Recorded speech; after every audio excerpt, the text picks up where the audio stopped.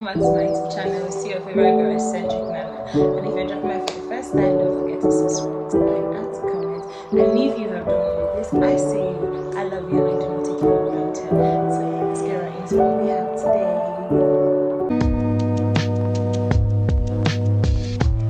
Yes, you must have seen the caption of this video before clicking. And yes, you're about to watch 10 red flags in a relationship. And you're wondering what inspired this.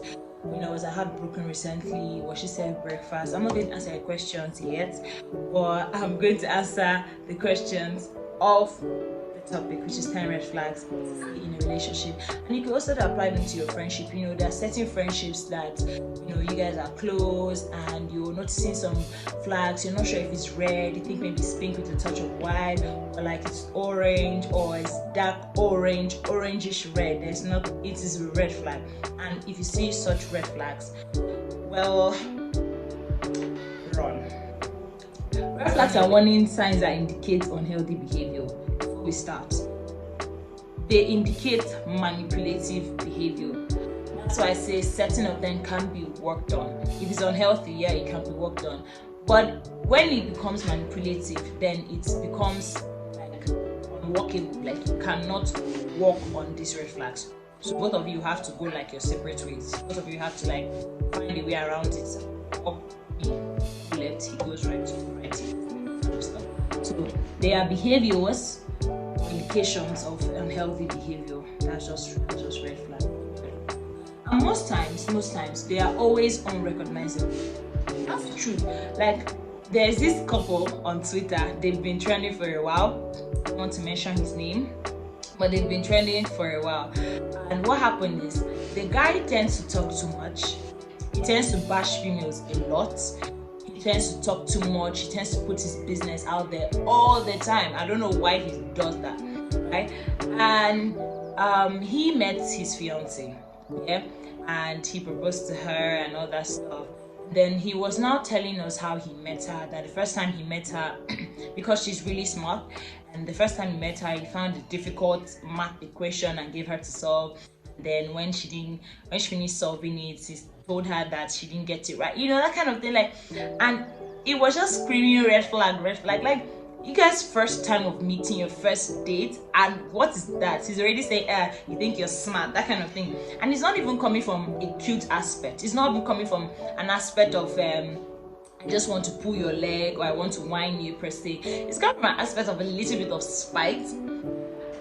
That's part one. Part two, where he said something about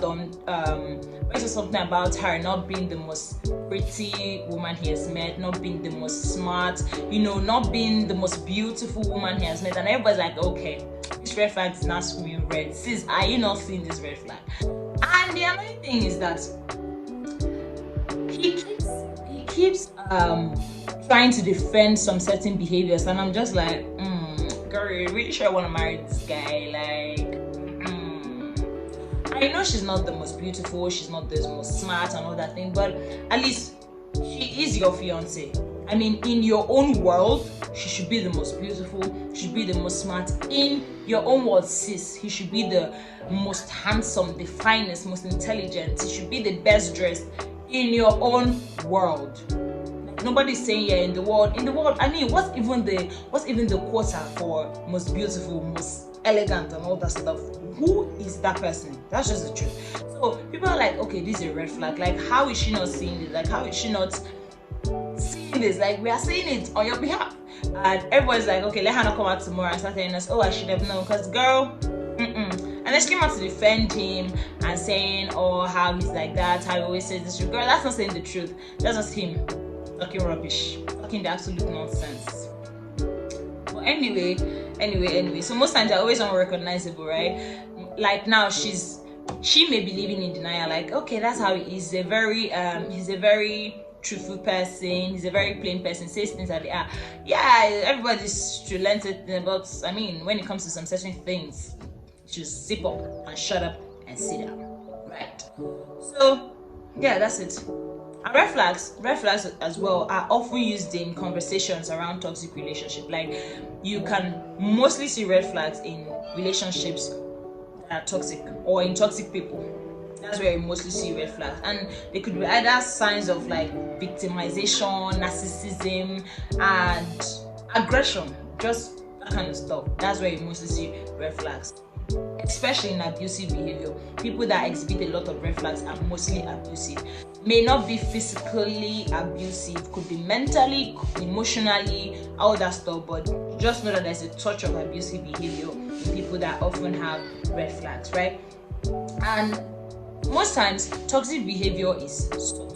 Like I said, most times toxic behavior is subtle in the sense that you don't actually notice. It's like a snake. Toxic behavior is like a snake. Like you don't actually, it's not clear, it's not out there, right? That this thing is bad, this behavior is unhealthy, this behavior is toxic, this behavior is abusive. It's not out there. It's most times subtle, just like very tiny little things.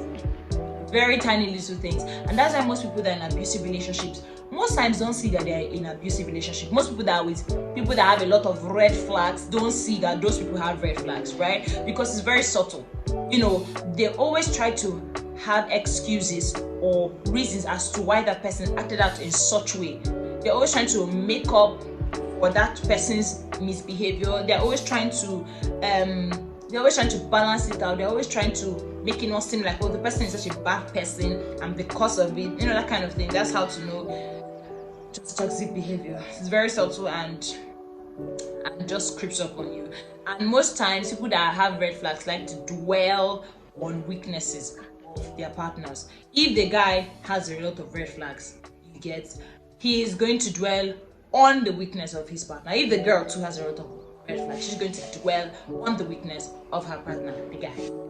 So yeah, as you can see, it's very subtle. It's not like it's out there screaming like red flag. No, it's a very quiet behavior. But anyway, let's get right into the red flags.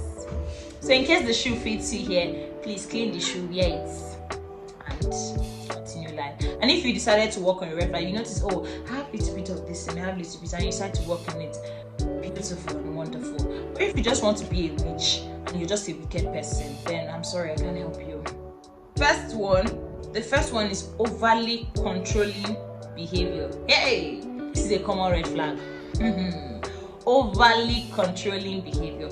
I have a friend that used to date this guy that would call her everywhere. I mean, it wasn't cute anymore. Like, calling her is not like calling her to know if she's safe. Calling her is not, where did you go to? Who did you go out with? Let me see the best picture. How many people are there? Is there a guy? Is there a girl? Where are you going? What is your problem? What is your problem? What is your problem? Why are you like this? Where did you go to? Text me. When you get there, let me know. Let me know who you went out with. Okay, she's like a day before, she mentioned like, oh babe, I'm going out with my friend tomorrow. Is it a boy? Is it a girl? Is it a boy? Say, where do you know the boy from? He's my classmate. Why are you going out?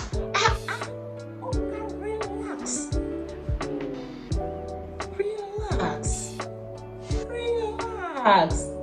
It's enough. Calm down. I mean, it's a common red flag, and most people don't see it as a red flag. That's what I'm saying. Red flags are very subtle. Most people that experience it don't see it as a red flag. They don't see it as a red flag. They just see that, oh, he's caring, he's caring, he just wants to know what I'm doing, or she's caring, you know, she just wants to know what I'm doing all the time. She cares about my safety. Oh no, dear, caring about your safety is not controlling you. Oh, you have to be home by, in fact, spend 1 hour there and come back. Number 2 is lack of trust. This is another unhealthy behavior. You see, this lack of trust. Lack of trust is what causes overly controlling behavior. Yes, it is the root of overly controlling behavior, because he or she doesn't trust you enough to know that you go out there and you won't mess up. He or she doesn't trust you enough to know that you go out there and you won't cheat. He or she doesn't trust you enough to know that you won't go out there and your business is all out there.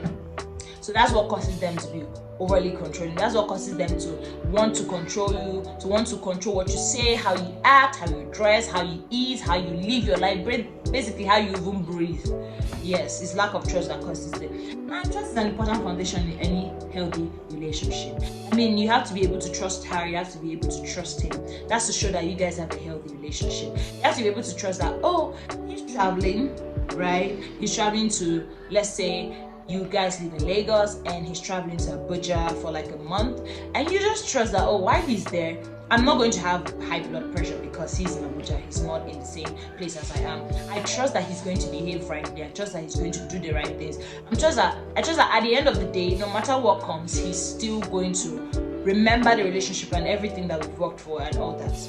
It's trust. I mean, it's a basic foundation. It's the ingredient. When you're cooking, when you're boiling pepperoni rice, right, you need water. Good. So like trust is that water, and the relationship is the rice. When there's no water, you do shit with your rice, right? Exactly.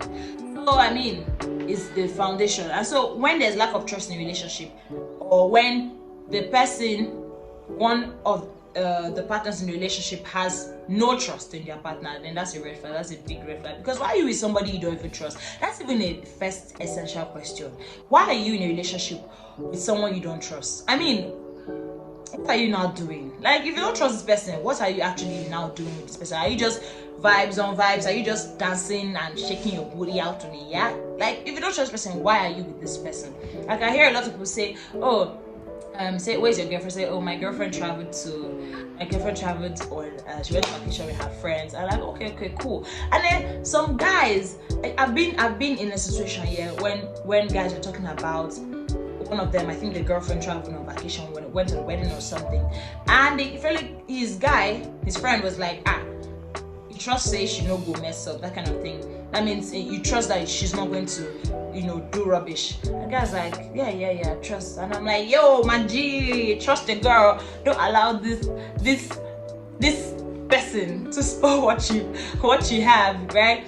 And it's just sometimes it could be what they heard from people. Like, imagine if that guy had not started to trust his girlfriend and he heard that kind of thing. You trust say she no go, that kind of thing. And he's going to be like, hey, that's true. Then he's going to start being overly controlling. Get the drift now, right? Alright, let's move on to. So number 3 is feeling low self-esteem. Your partner should build you up and not break you down. Feeling low self-esteem. If your partner makes you have low self-esteem, run. I don't know why you're living with someone that makes you feel low. I mean, you should be with someone that when you're at your lowest, you know that, oh, I'm at my lowest, I trust this person. I know that this person is going to build me up. I know that this person is going to build my trust. That is someone you should be with, not someone that when you go to the person like, why you dress like this now, or why you wearing this now, or you know that you're fat, you know that you're too skinny, you know that you have big stomach, why you wearing this kind of, that kind of thing. Or the person's like, you want to fall on, like certain things are said out of care, and there are certain things that are said out of spite. There are certain things that are said to make you have low self-esteem. And when you start seeing these things in these people, I mean, run. Why are you even with somebody that makes you feel low? Like, that's a very good question. Why are you with someone that makes you feel at your lowest? Why are you dating somebody that makes you feel at your lowest? Why are you friends with somebody that makes you feel at your lowest? I can't be friends with you if every time you're always speaking on something that I'm extremely self-conscious about, right? Okay, as at 4 years ago, right, I used to be extremely conscious about my body weight, right? I'm a slim person. There's no atom of fat in me. Not at all. I'm a slim person. I've accepted it because I'm getting older and there's nothing I can do about it. So I've accepted this. I'm an extremely slim person. Not extremely, please. I'm a slim person, right? And I used to know this person that would always speak on it, like. The person was always speaking on my weight. The person always like, why are you wearing this? You know that you're too slim now. Why are you wearing this? You know that you're slim now. Or why are you wearing skinny jeans? You know that you're too slim. I'm like, what the hell thing's wrong with you? And so one time I just sat and thought to myself, I'm like, no, I can't be friends with this person anymore. hell to the no. Because we could go shopping or we could go somewhere and then you would even be embarrassed to go out with me, right? So I'm just like, no, I better carry your low self-esteem and get out of my life. And yeah, that was what I just found a way and drifted away from that person because I couldn't deal anymore. I couldn't actually deal anymore. Like, why are you making me feel low? So imagine dating somebody like that. The person's always speaking on something you are extremely self-conscious on, rather, and you know, the person just always speaking and trying to make you feel bad, not trying to encourage you. It's different, yeah. If you're always like, okay, let's try eating more fatty food, or okay, you're beautiful just the way you are, you know, this with time, that kind of thing. Like, it's different, but you just saying it out of spite. Please get out. I don't even want to. Like, and note this: when you love someone, you are committed to supporting and uplifting them. And if you do not feel this support from your partner, please run. Number 4 is physical, emotional, and mental abuse. I like how these things are just aligning each other. Physical, emotional, and mental abuse. If your partner is doing these things to you, run. First of all, let's even forget emotional and mental abuse. Let's talk about the ones that we see. Physical abuse. When you're in a relationship with someone that physically abuses you, no, brother, answer me. Why are you with a lady that physically abuses you? I feel like it's worse for the guys than in physically, abusive relationships. Why? Because the society doesn't believe that you should be physically abused by a female, right? So it's even worse for the guys. So that's why I feel like most guys don't come out of such relationships. Most guys suffer in silence because how would you go and tell their fellow guy, my baby, they beat me? Guy be like, and you're doing what? They beat them back. Or they correct her, that kind of thing. They'll be like, don't you correct her, don't you speak, that kind of thing, don't you retaliate? And like, no, I don't beat females. Yeah, so it's even worse for the guys, and I'm sorry guys, it's what society has made it to be. Let's move on to the females. Why are you with a guy that physically abuse? And you know what makes me even crazy? Like, you guys are just dating, right? Leave marriage, I'll get to marriage, but you guys are just dating, you're just boyfriend, girlfriend, you get, and he's already beating you, and you are there saying, I love him, I'm the one that caused it. And you know what makes people to stay in physically abusive relationships? Mental abuse, emotional abuse. When the guy finishes beating a lady, or when the lady finishes beating a guy, either of whoever does the beating, the person can tell the person that was beat that it's their fault for that. And because you are emotionally abused and mentally abused, you will stay and you apologize for an idiot laying their hands on you. That's how it works. Exactly. Let's just see people in physical abusive relationships, they don't easily come out. It's not easy for them because they feel like, the person has already filled up in their head, the person has already abused them emotionally and mentally, that they cannot be loved outside that environment, that they cannot be loved because they are not worthy of loving, they cannot be loved because they don't deserve love, and this is all the love they will get, and so they stay. Even when it looks like they're going to die, they stay. And most times they stay for societal belief and all that rubbish. There was a story that was going viral sometime, I think last year or so. The man was in an emotionally abusive relationship. His wife was abusing him, right? And after abusing him, she'll go and tell people that he's the one abusing her. And he takes responsibility for it because every time he goes back home, she's always feeling her like, you can't be loved, you are this. I'm like, what's your father's problem? What's your problem? Please find help. If you can't find help, run. If you can't run, find help. I don't have this too. It really breaks my heart to see people in relationships like this. Especially, it's not worth it. At the end of the day, the fifth one is narcissism. Narcissistic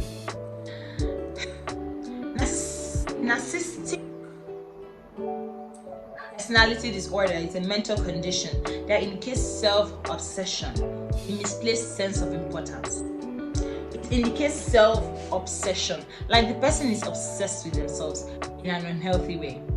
It's different if you're obsessed with yourself, like in a healthy way. Like me, I'm obsessed with myself. Oh God. Sometimes I look at myself in the mirror, I'm like, wow, God did a great too. Like I take care of myself so much because I'm obsessed with myself. That's how I like it. You gotta love yourself. Love you, right?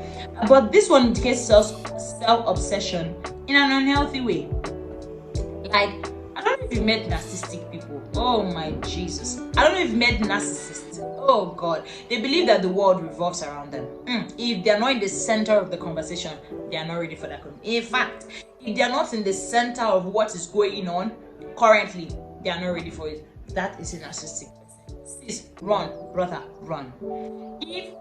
And that's even another way of emotional and mental abuse, right?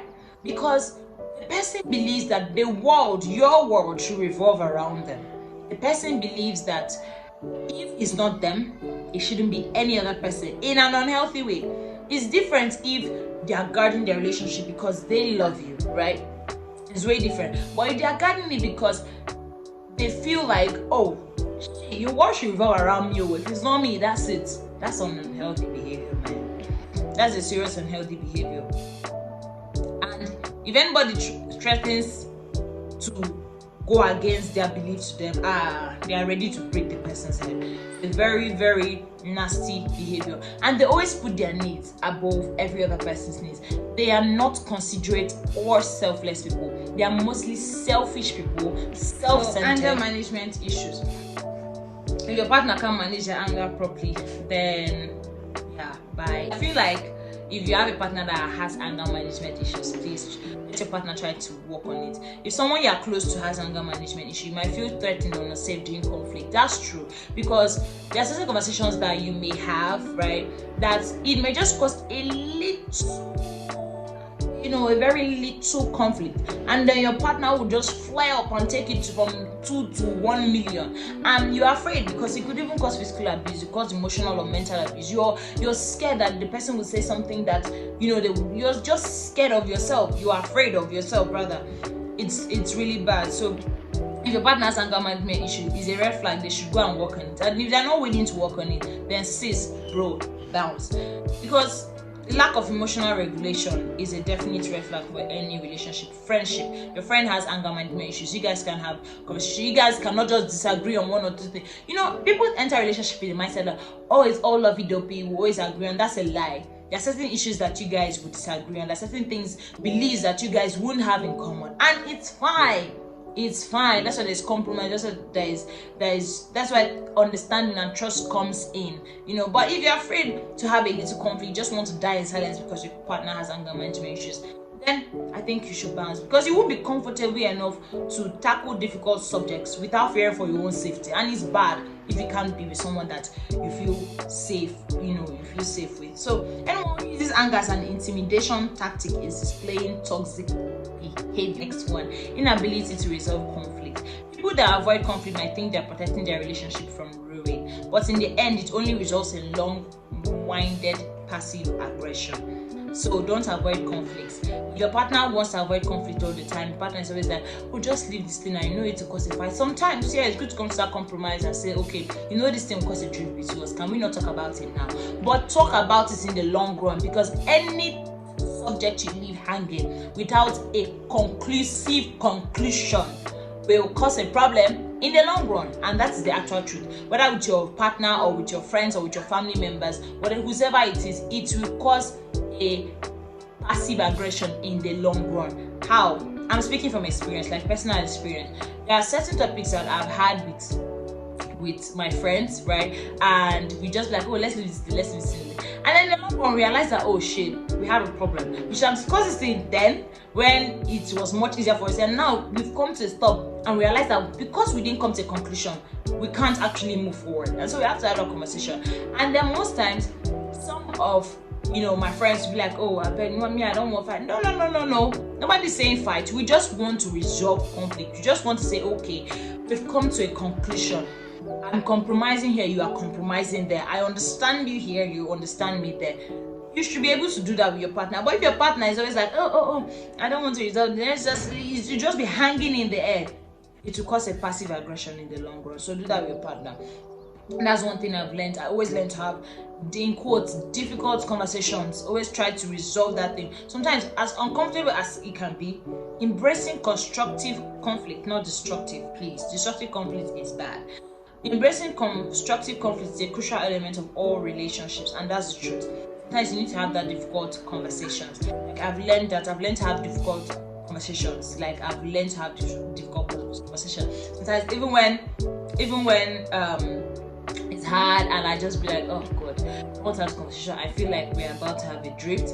I feel like we're about to start grinding teeth on this issue. But I'm like, no, we're going to talk about it now, because if we leave it, it's going to grow into something bigger that we may not be able to handle properly, right? So And also, if you don't resolve your conflicts that time, it could lead to resentment. Oh my god, you could start resenting your partner on just that issue. Why? Because it wasn't resolved 2-3 months ago, and now it has popped up again, and then there's just resentment that pops up from the last time, right? You're like, oh god, this person, you carry it up until the present moment, and then your relationship does have problems. So next one is constant jealousy. Constant jealousy breeds lack of lack of trust breeds constant jealousy. Constant jealousy breeds overly controlling behavior. Overly controlling behavior could lead to narcissistic behavior, and it could lead to physical abuse. So you can see that all these red flags are building bigger red flags, right? Good. They are all interconnected. So I don't know why you're even with somebody that is always constantly jealous. I mean, jealousy is important. Like, it's natural to feel jealous when your partner is spending a lot of time with others. It's natural. It's very natural to feel, even your normal friends. Oh, sometimes you have jealousy for your friends. Like, this your friend you're close to, suddenly you guys are hanging out and they bring the other friend and say, oh, this is my close friend though. I've known her for 5 years and they've known you for only 4 years, right? And I've known her for 5 years, I've known her from childhood, and the person, they're hanging out, and because they've known each other longer than you know your friend, right? So you're almost left out, and it's natural to feel jealousy. But when it becomes a constant jealousy and when it becomes unhealthy, then there's a problem, right? Same thing with relationship. When you start to feel overly jealous of your partner and your partner's friends, then there's a problem. Like, allow your partner to breathe, right? There is healthy jealousy and there's unhealthy jealousy, right? And you shouldn't allow jealousy to cloud your judgment. You shouldn't say, oh, because I'm jealous, then you can't even make sound judgments on certain situations again regarding you and your partner. That's a problem. Someone who is constantly jealous of your connection with others cares more about what they want than your happiness, and that's the truth. If your partner is every time constantly jealous that, oh, you always spend, and I'm not saying don't spend time with your partner. Oh, please don't go and you're in a relationship and there are 24 hours in a day, 20 hours out of 24 hours you're always out with your friends, you're always out with your work, you're always out. No, I'm saying that if maybe he or she always just wants you around, it's not like you're doing anything for them. Yeah, it's good to spend time together, but sometimes when you just need to breathe, you need to go out, you need to go on vacation, you need to hang out, and they're always like, what's this spend time, that kind of thing. Yeah, that's a problem. That's a very big problem as well. The next one is gaslighting. Gaslighting is a common tactic of manipulation. It is a form of emotional abuse in which the manipulator will make you question your own sanity or judgments. Like, what gaslighting does to you? Gaslighting makes you think that you're mad. It makes you think that you're insane. It makes you think that you can't even give sound judgments anymore. That's what gaslighting does. That's absolutely what gaslighting does. It makes you start to question your judgments. It makes you start to question your thoughts, your words. Victims of gaslighting are made to feel guilty regardless of whether or not they did anything wrong. That's a manipulative behavior. That's an emotional abuse. Bro, that's an emotional abuse. Gaslighting is a clear red flag in any relationship. A very clear one. Like, gaslighting is extremely clear. You don't need to be told. It is just out there. Like, I'm a red flag. Oh, I need help. That's what gaslighting is. It's a clear red flag. It's a common tactic of manipulation. Like, it makes you question if your judgments are right? The person is always like, okay, maybe you guys are having a conversation, and then you maybe pop up, you say something, or you make a judgment on something, and the person like, no, I don't think it's it though. This my way is right. Or the person will make you feel guilty. And this usually happens in abusive relationships. Like I said earlier on, under physical abuse rather, when after the person finishes beating you or physically abusing you, the person will not gaslight you. It's not tell you, oh, you're the one that made me beat you. You pissed me off. You made me mad, and that's why I beat you. And then you start to ask, wait, am I even a mad person? Said, like, you actually laid your hands on me when I actually when I did something wrong. Like, whether you're wrong or not, like, the person just always makes you feel guilty. The person always makes you feel sad, and always makes you feel like, okay, yeah, I can't make sound judgment. The person always wants to speak for you. The person always wants to, make you make their judgments around them, whether or not they are right. That's gaslighting, and that's what most people do recently these days. In their relationships these days are even scary. I feel like all of us, if it's even possible, like, can we just die single, everybody? Because I mean, relationships these days are scary. Because a lot of young people these days exhibit a lot of red flags, and I don't know where they learned this thing from. Most of them, yeah, they learned it from their parents' relationships or from society. I'm just like, God. I mean, with all the pressure that comes from parents for young people to get married, I mean, it's difficult on their part, right? It's really difficult, and I don't blame young people who genuinely don't want to marry, because I mean, so the last one is lack of emotional intelligence. Lack of emotional intelligence. Emotional intelligence is the ability to perceive and manage emotions. And lack of emotional intelligence mostly leads to anger management issues, right? So you can see all these things are low-key, in fact high-key intertwined. People with low level of emotional intelligence are unable to pick up on your feelings or empathize with you. Yes, this is it. People with very low level of emotional intelligence are unable to pick on your feelings. They can't pick up on your feelings. They can't sense when you're mad. They can't sense when you're happy. They can't sense when you're angry. They can't sense when you're excited. See, let me even say it out there. There's nothing I hate like, I'm excited about this thing. Like, or rather, I'm excited about this thing, and the flags are everywhere that I'm excited about this thing. And I tell you, I'm excited about this, I'm looking forward to this, and that thing eventually comes true. And I tell you, with every excitement in my mind, like expecting you to get my level of excitement, like, oh, okay, wow, congrats, or oh, that's nice. What is your problem? No, what is your problem? There's nothing that pisses me off like that. I can lose my mind over it.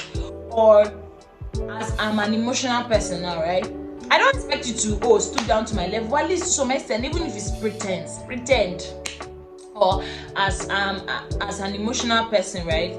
I lose someone and I tell you, I just lost this person, and I know, yeah, you may not have such level of emotionality or emotional feelings in you, right?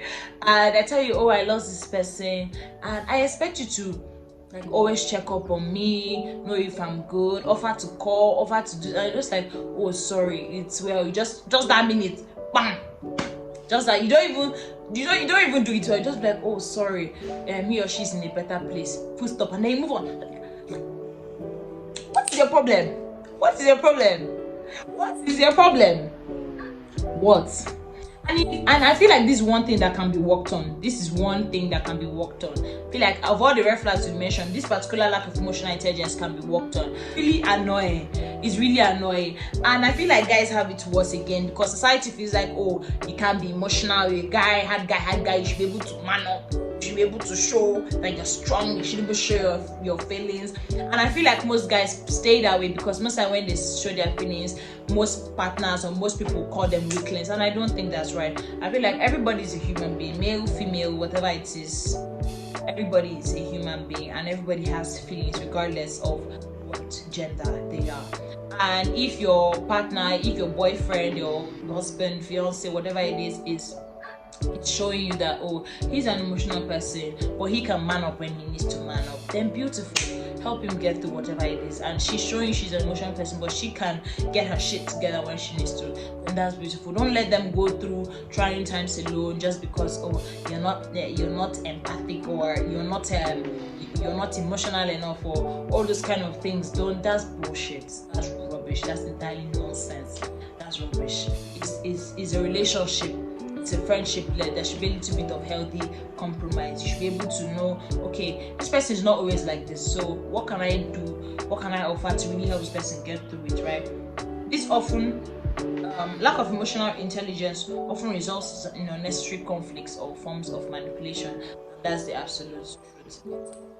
Especially that conflict, it could cause a fight between you and your partner, because your partner is expecting you to be to be empathizing with them on something, to be sympathetic, to be excited with them when they are excited, to be happy with them over something, maybe very little thing. It could be like, oh, your partner is excited about finishing this book, and he or she has finished the book, and tells you, I finished the book. Even if you just feel it, even if you just come and say, oh yeah, I'm excited with you, wow, this is good, well, you did well, you outdid yourself. Encourage your partner. These are very little things. And the end of our video: 10 red flags in relationship or friendship. And if you have not subscribed, liked, or commented, what are you waiting for? Please do that. And if you have done all that, thank you so much. I see you, I love you, and like I always say, I do not take you for granted. So until our next episode, I will see you guys later. And thank you so much for dropping by once again. Bye, and you have a wonderful